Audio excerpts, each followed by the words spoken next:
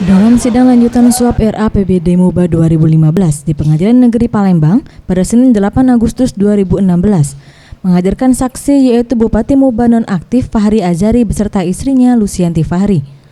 Untuk keenam terdakwa pimpinan DPRD MUBA yaitu Ujang M. Amin, Ketua Fraksi Panjaini, Ketua Fraksi Golkar Perlindungan Harahap, Ketua Fraksi PKB Dear Fauzi Azim, Ketua Fraksi PKSI In Febrianto, Ketua Fraksi Demokrat dan DPI Irawan Ketua Fraksi Nasdem.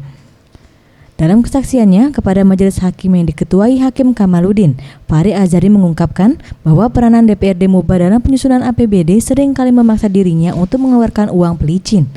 Dalam pengesahannya, setidaknya ia mengakui pernah diminta uang sebesar 20 miliar, 1% dan APBD MUBA yang akan disahkan dan uang 2,6 miliar.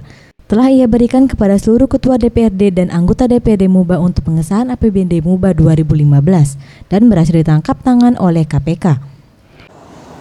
Ya. Ada berapa kendala, Pak? Saat itu memang lagi ramai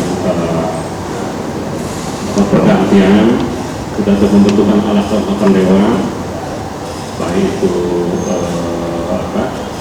ada juga penggantian unsur pimpinan dewan, jadi kendalanya di sana. Jadi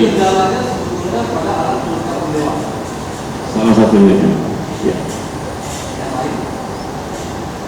Pergantian ketua dewan juga. Ya. Artinya kalau dari pihak pemerintah salah satu Sudah.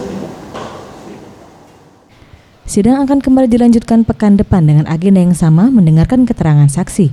Faradu Satria, Septian Rizky, Sriwijaya TV.